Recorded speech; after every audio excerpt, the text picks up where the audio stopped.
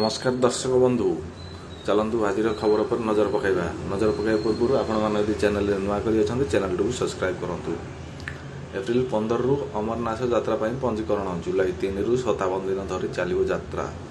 पवित्र अमरनाथ यात्रा जुलाई 3 तारिख रु आरंभ होगा जाऊँगी अगस्ट 28 तारिख जाए 57 दिन धरी चलो। जम्मू काश्मीर उपराज्यपाल मनोज सिन्हा रविवार यह सूचना देते। अनुसार आगामी 15 तारिख रु एथि पंजीकरण आरंभ हो।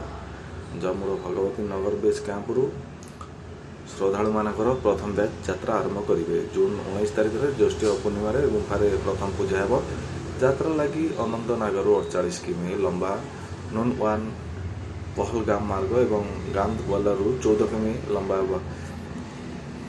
बाल्टाल मार्ग खोली रहिब। चलित वर्ष ट्रैकिंग और सुरक्षा व्यवस्था को उन्नत करने लगी RFID कार्ड आरंभ कर।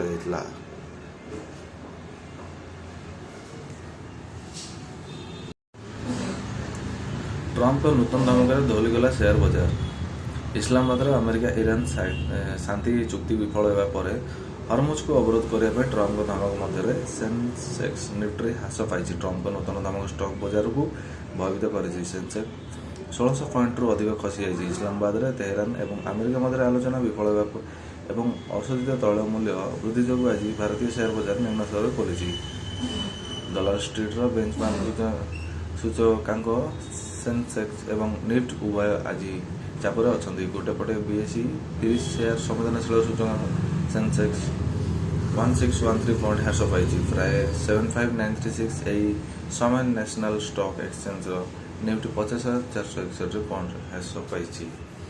हरमुज अवरोध करने ट्रंप धमक और अमेरिका और ईरान मध्य शांति चुक्ति विफल होगा पर अशोधित तैल मूल्य $100 अतिक्रम कर। जेहेतु भारत एक प्रमुख तैल आमदानीकारी मूल्य वृद्धि बजार एक झटका कम नुह। स्पष्ट भाव में जदि तेल महंगा हुए तेज पेट्रोल और डीजेल मूल्य वृद्धि पाइब। यह लॉजिस्टिक्स ठारू परिवहन पर्यंत खर्च वृद्धि कर जहाँ मुद्रास्फीति वृद्धि कर संभावना रही। अशोधित तैल मूल्य हठात $100 उपर वृद्धि पाइबा पर सोमवार देशी बाजार में ह्रास देखा।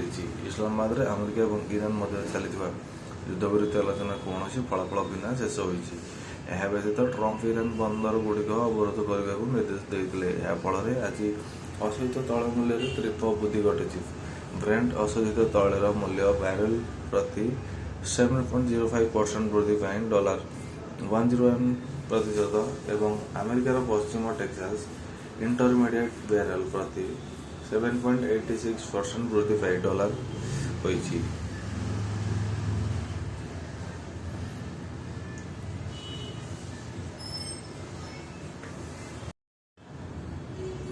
ग्राहक मान मिलला आश्वस्ति। राजधानी में खसला परिवा दर एणिक कम मूल्य पाइपर अधिक परिवा।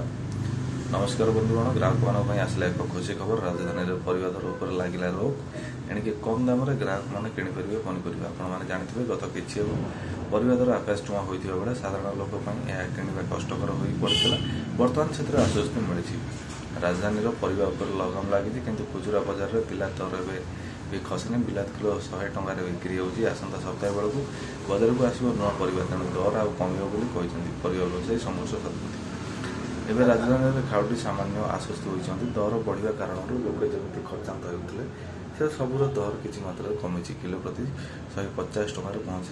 बिलाती दर पाइकर 80 और खुचुरा 100 रु 120 टकर बिक्री होती। अन्य परिवा मध्य बैगन किलो 100 रु 60, झुडंग 100 रु 120, 50 कांकड़ 60 रु 40, पोटल 120 रु 60, सजना छुई 100 रु 50, सारू 60 रु 40, फुलकोबी गोटा 60 रु 50 टका कमी खबर।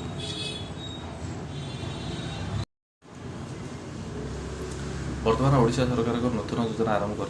बलराम योजना मिल आपको 1000 टंका। ओडिशा सरकार ओडिशावासी सब समय किसी ना कि नूतन योजना बाहर करते जहाँ पूरा ओडिशावासी मुहर हस नहीं आसे। ठीक यही बर्तमान ओडिशा सरकार पुणी थे एक नूतन योजना नहीं आसी। योजनार नाम बलराम योजना अटे। पूर्व सरकार द्वारा निर्मित कालिया योजनार ओडिशार प्रत्येक चाषी बैंक खाते 5000 टका दी जाऊला। यह योजना द्वारा ओडिशार प्रत्येक चाषी उपकृत होती। पुणी यही सरकार तरफ एक बड़ योजना आरंभ कर। योजना आपड़ केते टंका पाइबे, केमिति टंका पाइबे, यह सहित योग्य हिताधिकारी किए अटंती, क्यों लोक बलराम योजनार लाभ मिल समस्त प्रश्न जवाब आज आम आपको କାଳିଆ ଯୋଜନା ପରେ ବର୍ତ୍ତମାନ ବଳରାମ ଯୋଜନା ଆରମ୍ଭ କରାଯାଇଛି ଚାଷୀମାନଙ୍କ ବ୍ୟାଙ୍କ ଆକାଉଣ୍ଟକୁ ସିଧା ଟଙ୍କା ପଠାଇବା ପାଇଁ। କାଳିଆ ଯୋଜନା ଆରମ୍ଭ କରାଯାଇଥିଲା ବର୍ତ୍ତମାନ ଭୂମିହୀନ ଭାଗ ଚାଷୀଙ୍କୁ ଋଣ ଦେବା ପାଇଁ। ବଳରାମ ଯୋଜନା ଆରମ୍ଭ କରାଯାଇଛି କହିବାକୁ ଗଲେ ନିଜର ଜମି ନଥିବାରୁ ସାଧାରଣତଃ ଏହି ଚାଷୀମାନେ ଋଣ ନେଇପାରନ୍ତି, କିନ୍ତୁ ବର୍ତ୍ତମାନ ବଳରାମ ଯୋଜନା ମାଧ୍ୟମରେ ସେମାନେ ଋଣ ନେଇପାରିବେ। 2 ବର୍ଷ ମଧ୍ୟରେ ପ୍ରାୟତଃ 7 ଲକ୍ଷ ଚାଷୀଙ୍କୁ 1040 କୋଟି ଟଙ୍କା କୃଷି ଋଣ ଦିଆଯିବ। ଏହି ଯୋଜନାକୁ ଲୋକମାନଙ୍କ ନିକଟରେ ପହଞ୍ଚାଇବା ପାଇଁ ସରକାରଙ୍କ ତରଫରୁ ପ୍ରସ୍ତୁତି ବି ଆରମ୍ଭ ହୋଇଯାଇଛି। ମୁଖ୍ୟ ଶାସନ ସଚିବ ଅସିତ ତ୍ରିପାଠୀଙ୍କ ଅଧ୍ୟକ୍ଷତାରେ ଲୋକସଭା ଭବନରେ ଆୟୋଜିତ ବୈଠକରେ ଏହି ଯୋଜନାର ପ୍ଲାନିଂ କରାଯାଇଥିଲା। ରାଜ୍ୟ ସ୍ତରରେ ଇମେଜ ଓ ଜିଲ୍ଲା ସ୍ତରରେ ଆତ୍ମା ଏହି ଯୋଜନାର ନୋଡାଲ ଏଜେନ୍ସି ରହିବ।